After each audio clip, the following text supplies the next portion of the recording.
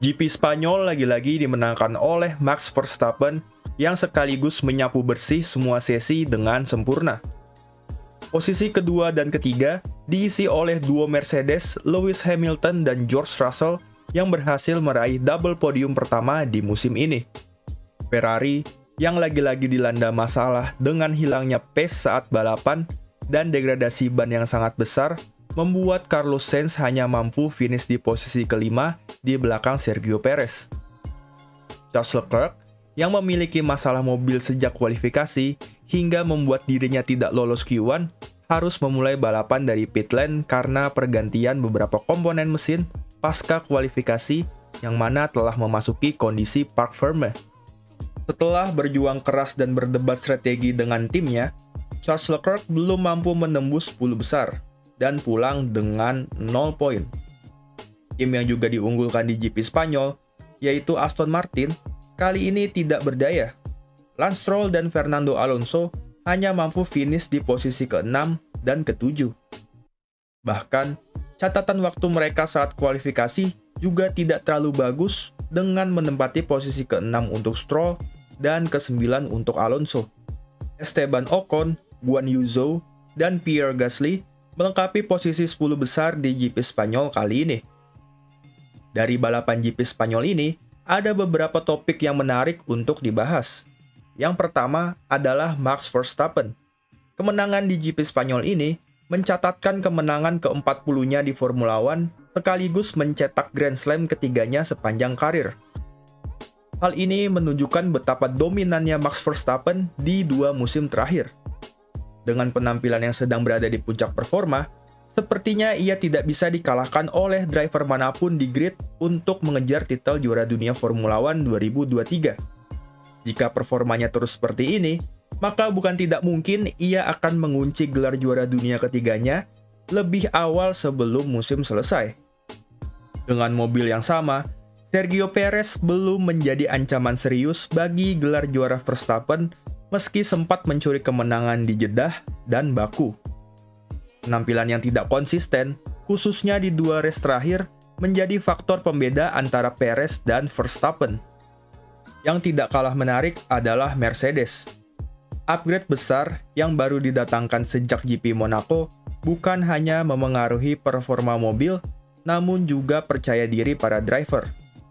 Meski sempat kesusahan di 3 sesi latihan bebas, Mercedes akhirnya menemukan settingan yang tepat untuk para driver dalam mengoptimalkan mobil mereka di balapan. Hal ini dibuktikan dengan hasil double podium mereka di GP Spanyol.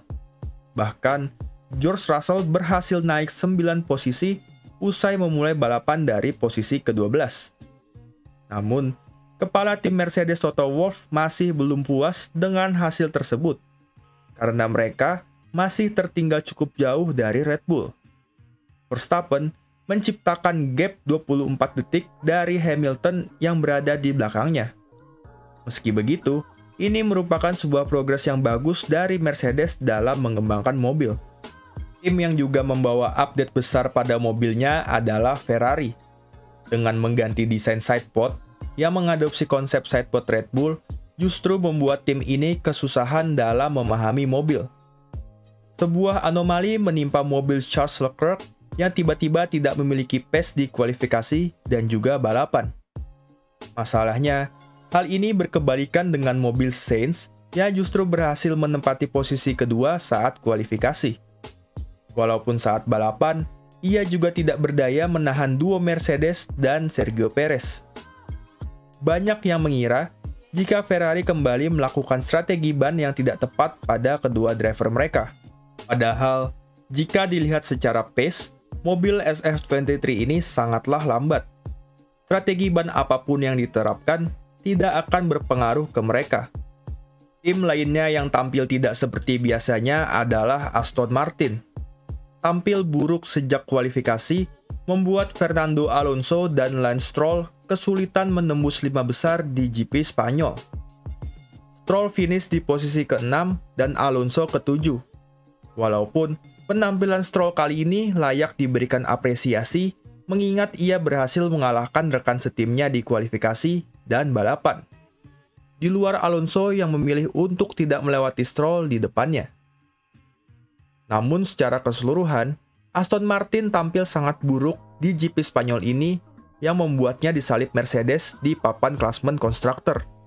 Yang tidak kalah menarik untuk dibahas kali ini adalah Lando Norris. Ia berhasil mengamankan posisi ketiga saat kualifikasi, namun saat balapan baru berjalan 2 tikungan, mobilnya menabrak ban kiri belakang Hamilton yang membuat sayap depan mobilnya rusak dan harus segera masuk pit untuk mengganti dengan sayap baru.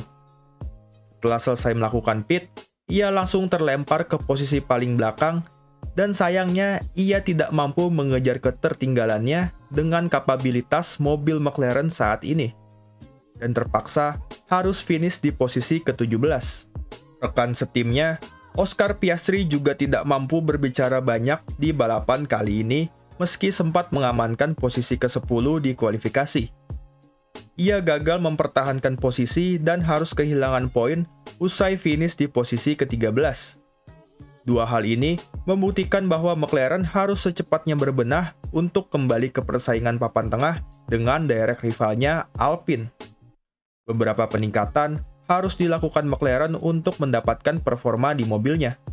Nasib sial juga menimpa Yuki Tsunoda yang gagal mendapatkan posisi ke-9 usai diberikan penalti 5 detik menyusul insidennya dengan Guan Yu Zhou. Tsunoda gagal mendapatkan 2 poin dan harus turun ke posisi 12 usai diberikan penalti. Penampilan solid duo Alpine, Esteban Ocon dan Pierre Gasly juga layak diberikan apresiasi usai mampu merebut posisi ke-8 dan ke-10. Hal ini membuat mereka tetap menjadi tim best of the rest di bawah 4 tim teratas. Menurut kalian, siapa driver yang layak diberikan apresiasi di balapan GP Spanyol akhir pekan lalu? Tulis di kolom komentar. Sekian video pembahasan singkat mengenai GP Spanyol. Jangan lupa like dan subscribe untuk konten-konten menarik lainnya.